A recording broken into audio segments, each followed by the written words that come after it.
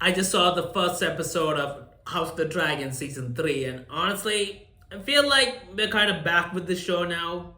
And I feel like the showrunners, the director, everyone behind the previous season heard all our complaints about that season being pretty boring and not enough action or barely any action. And this time, they're deciding to change that. Now, I'll get in the episode first. Well, basically, we pick up right where we left off with Allison having seen Rhaenyra and offering to open the gates to King's Landing and let her take the throne while Aemon's away. And she believes her and she's planning on doing that. But Jacaerys, her son, doesn't want to do that. He feels like it's a trap and it's a reasonable suspicion considering everything that's going on. Honestly, it is really risky. But anyway, that's what's going on there. And then there's Rhaena, who saw Sheep Stealer for the first time at the end of the previous season.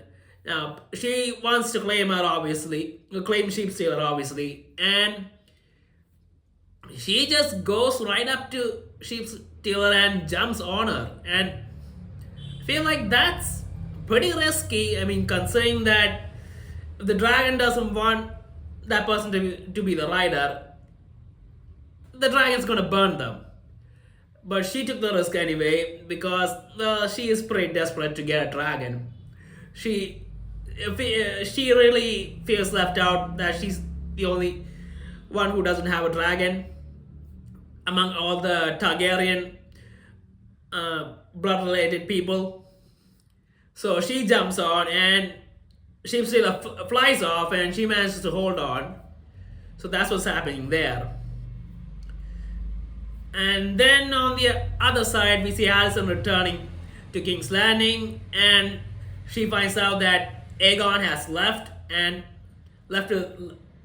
that's a problem because, well, she was supposed to offer away Aegon to Rhaenyra to take his head, but he's gone, and Rhaenyra's probably gonna think that she let him go on purpose. And Aemon's the Prince Regent, who's now kind of ruling King's Landing because he's the only one left. I mean, sure, there's the Queen, Helena, but yeah, she's not really into ruling and all. So he's ruling. And he's decided not to join Sir Christian Cole, which is another problem because Alicent told Rhaenyra that Aemon would be gone and Rhaenyra would be able to take the city easily. And if that doesn't happen, he doesn't leave, that's not going to happen either. And then on the other hand, what else is going on? Well, at the end of this episode, there's a big sea battle going on between the Valyrian fleet and the Triarchy, and with the Lannister, I forgot his name. What Lannister was it? Him and the Triarchy lady that we saw in the previous season, and it's a big fight. And honestly, it's good that we have a big fight in there. And considering it's a sea battle, I imagine it's pretty difficult to make with a lot of CGI being required.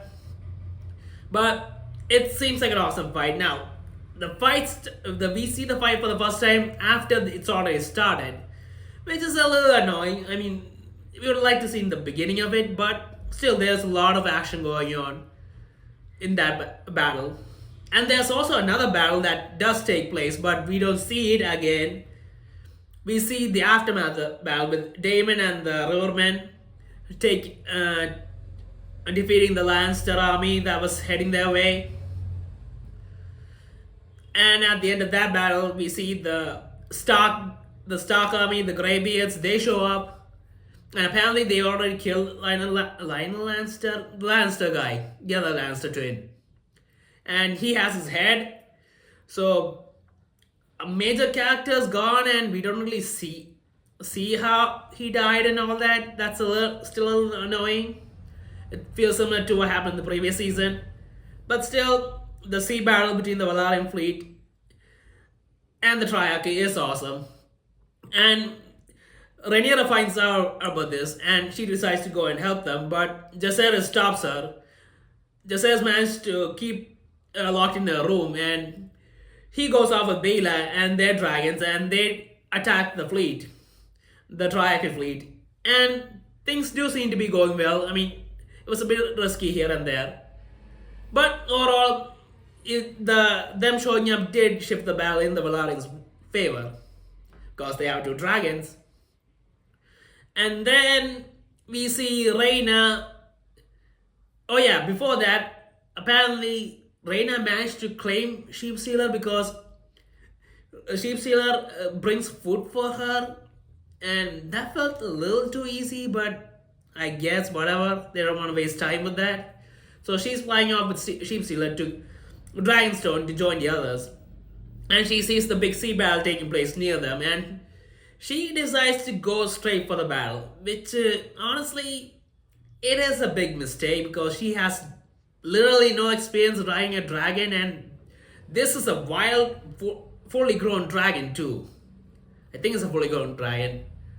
And her going directly into battle with it is a big mistake, but from her point of view, she really wants to help, and this is a chance, so she goes for it, and she goes and they go and attack a few ships, and some of the Triarchy fleet shoot back at Sheepsealer, and that makes it go a little berserk and randomly starts attacking random ships, starts attacking the Valerian ships,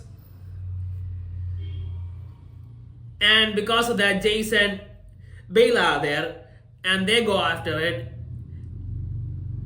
But it's a bit difficult because this is a big dragon and there's some small dragons. And Jace was going after it, and he realizes it's Rhaena, and he backs off, but Sheepsealer sees them, and it goes after them, and Rhaena has no control whatsoever over this dragon.